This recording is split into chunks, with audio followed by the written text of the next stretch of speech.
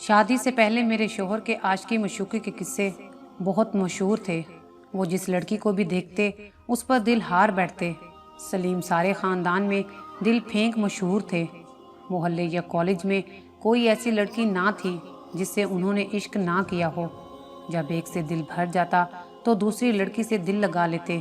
جب میری ماں نے سلیم کے ساتھ میری شادی کے لیے ہاں کی تو میرے بھائیوں نے اس رشتے کی بہت مخالفت کی۔ وہ میری شادی کسی بھی صورت سلیم کے ساتھ نہیں کرنا چاہتے تھے۔ امی کو سلیم کے بارے میں سب بتایا کہ سلیم کا کردار ٹھیک نہیں ہے، اس کا بہت سی لڑکیوں کے ساتھ چکر چل رہا ہے، مگر امی کو تو اپنا بھانجا اس قدر پیارا تھا کہ سبھی کو جھٹلا کر انہوں نے میری شادی ان سے کر دی۔ بچپن میں ہی خالہ نے سلیم کے لیے امی سے مجھے مانگ لیا تھا، گویا میں سلیم کی بچپن کی مانگ تھی۔ وہ بھلا یہ رشتہ کیسے چھوڑ دیتے؟ تبھی دادی اور پھپھی کی ہزار مخالفت کے باوجود میں خالہ کی بہو بن گئی۔ شادی سے قبل بہت کچھ سلیم کے بارے میں سن رکھا تھا، تبھی پہلے دن ان سے وعدہ لیا کہ اب اگر آپ نے کسی سے دل لگی کا کھیل رچایا اور مجھے خبر ہو گئی تو میں ایک دن بھی اس گھر میں نہ رہوں گی اور ہمیشہ کے لیے میکے چلی جاؤں گی۔ انہوں نے بھی وعدہ کیا کہ اب میری شادی ہو گئی ہے، اب میں ایسی ویسی کوئی حرکت نہیں کروں گا، تم ہی میرے گھر کی مالکن اور میرے دل کی رانی رہو گی، بے فکر ہو جاؤ، تمہارے بعد کسی کی چاہ ہے اور نہ رہے گی۔ میں نے یقین کر لیا کہ امید پر دنیا قائم ہے، یقین نہ ہو تو انسان اس دنیا میں ایک پل خوشی سے سانس نہیں لے سکتا۔ گھر والوں کی خوشیاں عزیز تھیں، خاوند کو مجازی خدا سمجھ کر ہر قدم ان کے ساتھ تعاون کی ٹھان لی تاکہ ہم پرسکون زندگی بسر کر سکیں اور آئندہ اور زیادہ خوشحال ہو کر معاشرے میں اپنا مقام بنا سکیں۔ خالو جان کی لیڈیز شوز کی دکان تھی، سلیم بھی ان کے ساتھ دکان پر ہوتے تھے، مگر وہ اتنی دلچسپی نہیں رکھتے تھے۔ جب دل کیا دکان پر چلے گئے، ورنہ زیادہ تر وقت گھر پر ہی گزارتے تھے۔ گھر کے سارے اخراجات خالو کے ذمے تھے، مگر کچھ ہی عرصے بعد خالو بیمار ہو گئے تو گھر بیٹھ گئے۔ دکان میرے خاوند کو سونپ دی گئی۔ سلیم پہلے تو کچھ لاپرواہی سے زندگی گزار رہے تھے، مگر والد کے یوں گھر بیٹھنے سے ان پر دگنا بوجھ آن پڑا۔ والد کے علاج معالجے اور دیکھ بھال کی ذمہ داری انہی کی تھی اور بزنس کو بھی سنبھالنا تھا۔ سلیم اکثر پریشان اور گھبرائے ہوئے رہنے لگے۔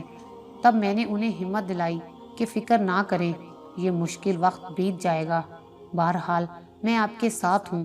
جب خالو جان کو ہسپتال لے جانا ہوتا، ڈاکٹر کو دکھانا ہوتا تو میں اپنے بھائیوں میں سے کسی کو بلوا لیا کرتی تھی تاکہ یہ زیادہ سے زیادہ وقت اپنی دکان کو دے سکیں، تاکہ کاروبار ٹھیک سے چلتا رہے۔ خالو جان کی طبیعت دن بدن بگڑتی جا رہی تھی اور اللہ تعالیٰ کو بھی یہی منظور تھا۔ خالو جان صحت یاب نہ ہو سکے اور اس دنیا سے رخصت ہو گئے اور تمام تر ذمہ داریاں سلیم کو اٹھانی پڑ گئیں۔ وہی اب کنبے کے کفیل تھے۔ شروع میں ان کا دل دکان پر نہیں لگتا تھا، روز زبردستی سمجھا بجھا کر وقت پر انہیں روانہ کر دیتی کہ کاروبار سے غفلت مصائب کو دعوت دینے کا سبب نہ بن جائے۔ سلیم کی فطرت ایسی تھی کہ ایک جگہ جم کر بیٹھنے کا حوصلہ نہ تھا، وہ تھک جاتے یا پھر ذہنی طور پر ڈسٹرب رہتے۔ لیکن غم زندگی سے زیادہ اس وقت غم روزگار لاحق تھا۔ خالو جان کی بیماری پر بے تحاشا روپیہ لگا دیا تھا۔ زندگی بے وفا تو دولت اس سے بڑھ کر بے وفا ہوتی ہے۔ ایک بار جمع جمایا کاروبار چوپٹ ہو جائے تو پھر سے جمانے میں عمر لگ جاتی ہے۔ یہ نکتہ سلیم نہ سمجھ سکے۔ رفتہ رفتہ دکان بیٹھ گئی اور گھر میں روزمرہ خرچے کے لالے پڑ گئے۔ تب خالو جان کے عزیز دوستوں سے ادھار لے کر دکان میں مال بھرا اور نئے سرے سے کاروبار سنبھالا۔ مرد میں لاکھ اچھائیاں ہوں، اگر وہ دل پھینک ہو تو اس کا کامیاب ہونا مشکل ہوتا ہے۔ اب میں دکان پر تو ان کی نگرانی نہ کر سکتی تھی، مگر کبھی کبھار قریبی رشتہ داروں کی زبانی یہ بات خالہ کو سننے کو مل جاتی تھی کہ تمہارے بیٹے میں یہ بڑی خامی ہے کہ وہ عورتوں سے جلد مانوس ہو جاتے ہیں۔ آج کل گاہک خواتین کو دھڑا دھڑ ادھار پر جوتے دے رہے ہیں، اللہ خیر کرے دکان خالی نہ ہو جائے۔ اس طرح تو کاروبار نہیں چلا کرتے، اور یہ سب وہ کچھ ایسی ویسی لڑکیوں سے دوستی بنانے کے لیے کرتے ہیں جو اپنے پیار کے جھوٹے جال میں پھنسا کر سلیم جیسے دکانداروں کو لوٹتی رہتی ہیں۔ ان باتوں کے بارے میں مجھے معلوم ہوا تو میں نے سلیم کی خبر لی تو وہ کہنے لگے تم بھی پاگل ہو، किन की बातों में आ गई। तुम्हें नहीं पता कि हमारे ख़ानदान वाले हमारे कारोबार से जेलिस होते हैं। बस इसीलिए तुम्हें और अम्मा को आकर बदगुमान करते हैं ताकि हमारे घर का सुकून ख़राब रहे और मैं यकसुई से काम ना कर सकूं। और कारोबार में कभी कभार ग्राहकों को उधार भी देना पड़ता है। बिना इतबार किए बिजनेस में कामयाबी नहीं मिला करती। तुम इन बातों को क्या समझो? आइंदा ऐसी बातों पर हरगिज कान मत धरना। साल भी ना गुजरा था कि दुकान बैठ गई, उसे बंद करना पड़ा। उन दिनों में परेशानी बहुत थी। जब आदमी खसारा उठाता है वो परेशान तो होता है। सलीम की समझ में ना आता था कि अपनी दुकान को कैसे संभालें। मैंने वालिद और भाइयों से बात की कि आप लोग कुछ सरमाए का बंदोबस्त कर दें, वरना हमारे घर की गाड़ी चलने वाली नहीं, चूल्हा ठंडा ना हो जाए। मेरी बात पर वो कहने लगे, सलीम को कारोबार का ढंग आता नहीं है, सरमाया दिया तो वो डूब जाएगा, बेहतर है ये कहीं नौकरी कर ले। अपनों की तरफ से ऐसा मायूस कुन जवाब सुनकर मैं मेके से नाकाम लौट आई। उन्हीं दिनों जब वो बेहद माली परेशानी में घर थे तो हमारे मोहल्ले में एक मालदार बेवा ने घर खरीद लिया। एक दिन वो हमसे मिलने आई तो अपना दुखड़ा सुनाने बैठ गई कि मरहूम शोहर काफ़ी रुपया छोड़कर गए थे। उनका सदर बाज़ार में लेडीज़ जूतों का बहुत बड़ा गोदाम था। वो थोक का कारोबार करते थे और छोटे छोटे दुकानदार उनसे माल खरीदा करते थे। वफ़ात के बाद उनका बिजनेस नहीं चला सकती थी। दोनों बच्चे भी कमसिन थे, लिहाजा गोदाम फ़रोख्त कर दिया और तमाम रुपया पैसा बैंक में जमा करवा दिया। लेकिन रखा हुआ रुपया कम होते होते खर्च हो जाता है। कुछ दोस्तों का भी सहारा लिया था, उन्होंने मेरा सरमाया खा लिया और रफू चक्कर हो गए। अब कुछ रकम बची है। दयानतदार आदमी की तलाश में हूँ जो ये रुपया अपने कारोबार में लगाकर माकूल मुनाफा देता रहे और मेरे घर का खर्चा चलता रहे, बच्चे तालीम मुकम्मल कर लें। उसकी ये बात सुनकर ऐसा लगा कि अब हमारी परेशानी दूर हो जाएगी, क्योंकि हम तो इसी बाइस परेशान थे कि दुकान के लिए सरमाया दरकार था। मैंने सलीम से तज़किरा किया तो वो बोले, पहले मुझे कारोबार का तजर्बा ना था, अब तजर्बा हो गया है, मगर सरमाया नहीं मिल रहा। इस बार अगर सरमाया मिल जाए तो ऐसा बिजनेस सेट करूँगा कि इंशाअल्लाह वारे न्यारे हो जाएंगे। तुम किसी तरह उस खातून को राज़ी कर लो, बात बन सकती है। सलीम की यकीन दहानी पर मैंने उज़्मा बेगम से बात बढ़ाई और जल्द उनका एतमाद हासिल कर लिया। वो सलीम के बिज़नेस में अपना सरमाया लगाने पर राज़ी हो गई कि मुआहदा करते वक्त 2-3 मोहल्ले के मुअज़्ज़िज़ीन को गवाह बनाना होगा। ये कोई ऐसी दुश्वार शर्त ना थी। सभी मोहल्ले वाले खालू के परिस्तार और जानने वाले थे। खाला की इस्तदा पर गवाह बन गए और मुआहदा तय पा गया। उज़्मा बेगम ने अपना सरमाया हमारे कारोबार में लगा दिया और तयशुदा मुनाफा मुआहदे की रूह से उनको मिलने लगा। अब के बार वाकई सलीम साहब पहले तजुर्बे से काफ़ी संभल चुके थे, लिहाजा कारोबार चल पड़ा। दुकान को दोबारा माल से भरा गया और खूब मुनाफा होने लगा।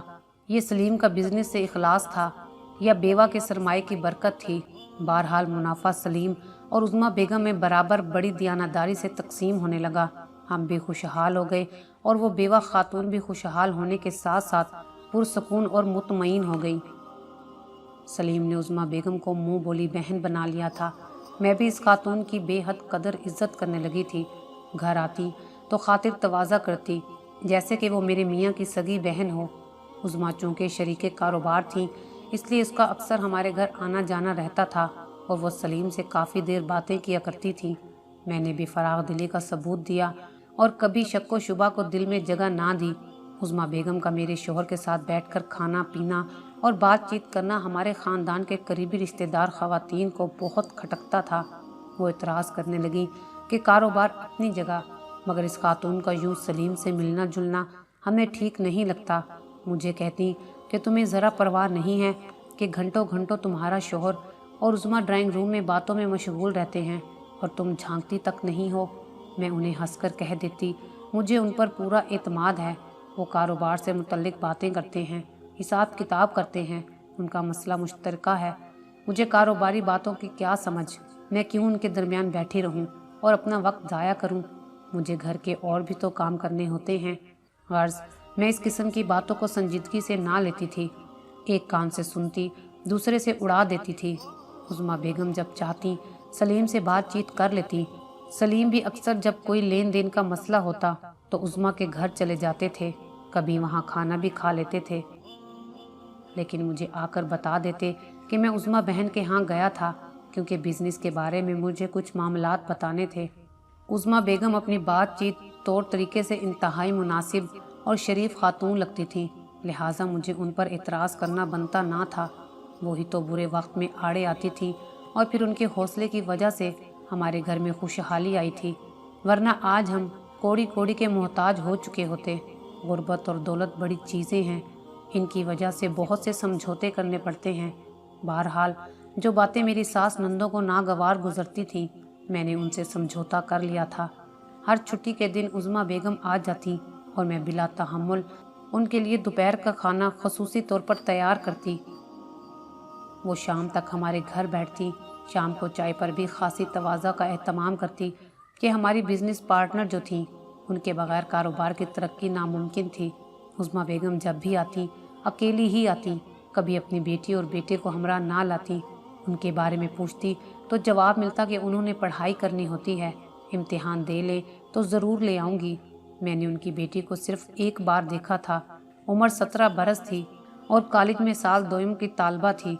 सीधी सादी और शरीफ सी लड़की थी, लिबास में भी सादगी, चेहरा मेकअप से आरी। उसे पढ़ने के अलावा कोई काम ना था और ना कोई दूसरा शौक था। कॉलेज से घर और घर से कॉलेज, वो मोहल्ले में भी किसी के घर ना आती जाती थी और ना ही बिला ज़रूरत घर से बाहर निकलती। गोया उज़्मा ने अपने बच्चों की बहुत अच्छी तरबियत की थी। लड़का भी ऐसा ही था, इंजीनियरिंग कर रहा था, मोहल्ले के लड़कों से मिलता जुलता ना था, कॉलेज के बाद घर पर ही रहता था। उज़्मा के बच्चों को अहले मोहल्ला अच्छी नज़र से देखते थे। सब मोहल्ले वाले इस कुंबे की तारीफ़ करते। वाकई ये शरीफ और इज़्ज़तदार ख़ानदान था। बेवा होकर भी उज़्मा ने अपने कुंबे की साख्त को संभाल कर रखा हुआ था। मेरी एक नंद की शादी हुई। उज़्मा शादी में आई, मगर उनकी बेटी किसी फंक्शन में ना आई। उन्होंने बताया शुमाइला के पेपर्स हो रहे हैं, तभी नहीं आ सकी। इत्तफाक के बड़ी बहन की शादी के फ़ौरन बाद मेरी छोटी नंद बीमार पड़ गई, उसे अस्पताल दाखिल कराना पड़ा। मेरी सास अस्पताल में बेटी के पास मौजूद थी। ये इतवार का दिन था। उस रोज़ सलीम घर पर थे। मैंने कहा कि फरीहा, जो कि मेरी नंद थी, उसे देखने जाना है, कुछ सूप वगैरह भी ले जाना है। सलीम बोले, चलो तुम्हें अस्पताल ले चलता हूँ, घंटे बाद मैं आ जाऊँगा, तुम फरीहा के पास रहना। मुझे भी ये मुनासिब लगा, थोड़ा सा वक्त अपनी नंद की अयादत में गुजारूं और खाला इस दौरान आराम कर लें। सलीम मुझे अस्पताल छोड़कर आ गए। उन्होंने कहा, करीबी एक दोस्त का घर है, उन्हें बिजनेस से मुतल्लिक कुछ काम है, अभी वापस आता हूँ। काफ़ी वक्त बीत गया, वो ना लौटे। खाला को तशवीश हुई, कहने लगी, बहू शाम होने वाली है, सलीम अभी तक लौट कर नहीं आया। तुम ऐसा करो कि रिक्शा करके घर चली जाओ, शाम होने वाली है और घर में कोई नहीं है, और अगर सलीम घर आए तो उसे यहाँ भेज देना। मैंने डॉक्टर से फरीहा के बारे में कुछ बात करनी है, रिपोर्ट्स भी उठानी हैं। मुझे फ़िक्र हो रही थी कि सलीम को गए हुए 5 घंटे हो गए थे, वो अभी तक क्यों नहीं लौटे। अल्लाह खैर करे। दुआएं पढ़ती घर पहुंची। बैरूनी दरवाज़ा खुला हुआ था। बरामदे में जूते उतारे ताकि कमरे का कालीन ख़राब ना हो। नंगे पांव चलती अपने कमरे की तरफ गई। सलीम की किसी खातून के साथ बातें करने की आवाज़ आ रही थी। मेरे कदम ठिठक गए। मैं रुककर बातों पर गौर करने लगी। छुपकर बातें सुनना बुरी बात है, लेकिन बीवियों की खसलत होती है कि शोहरों की जासूसी में लगी रहती हैं। ये जासूसी की आदत उनकी ज़िंदगी को जहन्नुम बना देती है, लेकिन कभी कभार ऐसा इंकशाफ होता है कि पैरों तले से ज़मीन निकल जाती है। मुझ पर भी उस रोज़ इस इंकशाफ से क़यामत गुजर गई। उज़्मा बेगम अपनी बेटी की शादी सलीम से करने के लिए कुछ शराइत तय कर रही थी। उन्होंने कहा, देखो बेटा सलीम, शुमाइला तुमसे काफ़ी छोटी है, तुम्हारे इसरार पर उसे मैं सोतन पर देने चली हूँ।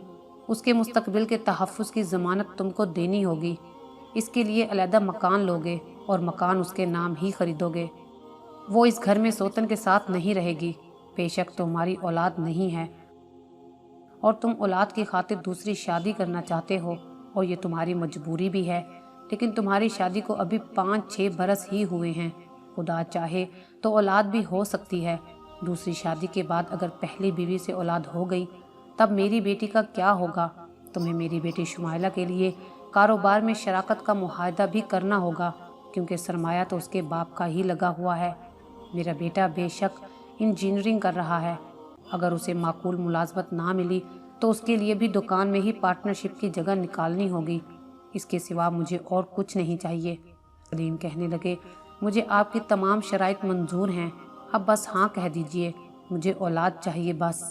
अब ना हुई तो फिर कब होगी? अब मैं मज़ीद देर नहीं करना चाहता। मुझे अपने कानों पर यकीन नहीं आ रहा था। या अल्लाह, ये मैं क्या सुन रही थी? क्या वाकई मर्द काबिल एतबार नहीं होते, या इंसान ही काबिल एतबार नहीं होते? कभी कोई भी किसी मोड़ पर धोखा दे सकता है, रास्ता बदल सकता है। सलीम ने मुझे कभी भी ना कहा था कि औलाद चाहिए। अगर ऐसी कोई आरजू दिल में छुपी थी तो अपनी वालदा से तो कभी इजहार किया होता। दरअसल उनको अब एक नई नो उम्र, नई नवेली दुल्हन दरकार थी। दिल फेंक साहब का ना जाने कब से उज़्मा बेगम के घर आना जाना लगा हुआ था। उनकी साहबजादी उनके दिल में समा गई थी। सारा मामला उनकी शराफत का अब समझ में आ गया था। सख्त सदमे में खाला से जिक्र किया। वो बोली, औलाद देने वाला खालिक है। तुम्हारे हर तरह के मेडिकल टेस्ट हो चुके हैं, तुम में कोई नुक्स नहीं है। डॉक्टरों ने कह दिया है कि तुम किसी भी वक्त साहिब औलाद बन सकती हो। अल्लाह ताला की रज़ा से हम और सब्र करेंगे। मैं तुम्हें आज भी लेडी डॉक्टर के पास ले जाऊंगी और प्रेग्नेंट होने के लिए कोई अच्छी सी मेडिसिन ले दूंगी। मैं सलीम को तुम पर सौतन ला बिठाने की इजाज़त हरगिज़ ना दूंगी।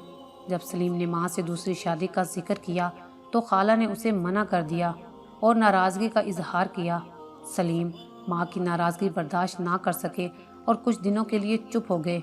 अभी इस वाक़े को 2 हफ्ते ही गुजरे थे कि मैं एक रोज़ बैठे बैठे बेहोश होकर गिर पड़ी। खाला फ़ौरन ही मुझे अस्पताल ले गई। लेडी डॉक्टर ने खाला को खुशखबरी सुना दी कि ये उम्मीद से हैं, मुबारक हो। खाला तो खुशी से निढाल हो गई। घर आकर बेटे को खुशखबरी भी सुनाई और बेटे को खूब डांटा भी। तुम तो दूसरी शादी करने चले थे औलाद की खातिर, लेकिन ये अल्लाह ताला का शुक्र है कि औलाद की खुशी भी हमारी नज्जों से ही दे दी है। अब दूसरी शादी का ख्याल अपने दिमाग से निकाल दो। मैं अल्लाह ताला का लाख लाख शुक्र अदा करती हूँ कि मेरे शौहर सच में अपनी माँ से बहुत डरते थे और मेरी सास के इस तरह गुस्सा होने पर उन्होंने दूसरी शादी का ख्याल दिल से निकाल दिया। मेरी सास ने उज़्मा बेगम की भी खूब खबर ली।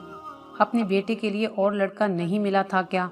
मेरी सास की बातों से उज़्मा बेगम पर यह असर हुआ कि उन्होंने हमारे घर आना जाना बहुत कम कर दिया और अपनी बेटी की भी झटपट शादी रिश्तेदारों में कहीं कर दी। यूँ उन्होंने सलीम मियाँ से जान छुड़वा ली। मैं और खाला आज तक उनके मशकूर हैं। अगर वो अपने इरादे से बाज ना आती तो आज मेरे पास नहीं बल्कि सलीम साहब दूसरी बेगम के पहलू में होते। इस वाक़े को 10 बरस बीत चुके हैं। मैं 2 बेटों और 1 बेटी की खुशी देख चुकी हूँ। अल्लाह ताला सब्र करने वालों के साथ होता है। मैंने भी एक दिल फेंक इंसान के साथ सब्र से निभा किया और अपने घर की खुशियों को बिखरने नहीं दिया। मैं ये भी बताती चलूँ कि उज़्मा बेगम ने कुछ अरसे बाद सलीम के साथ मुआहदा ख़त्म कर दिया था और सलीम से अपना सरमाया वापस ले लिया था। तब तक अल्लाह ताला ने हमारे कारोबार में इतनी बरकत दे दी थी कि हम उज़्मा खातून का सरमाया वापस करने के काबिल हो चुके थे। सलीम ने भी सच्चे दिल से तौबा कर ली थी कि अब वो किसी लड़की की तरफ आंख उठाकर नहीं देखेंगे, सिर्फ़ और सिर्फ अपने काम में तवज्जो देंगे। ये भी सच है कि अल्लाह ताला जब अपनी मखलूक को इस दुनिया में भेजता है तो साथ उनके नसीब का रिस्क भी उतारता है। मेरा यकीन इस बात पर भी है कि हमारे कारोबार में बरकत मेरे बच्चों के नसीब से हुई है। उन्हें भी तो मेरे रब ने रिस्क अता करना था।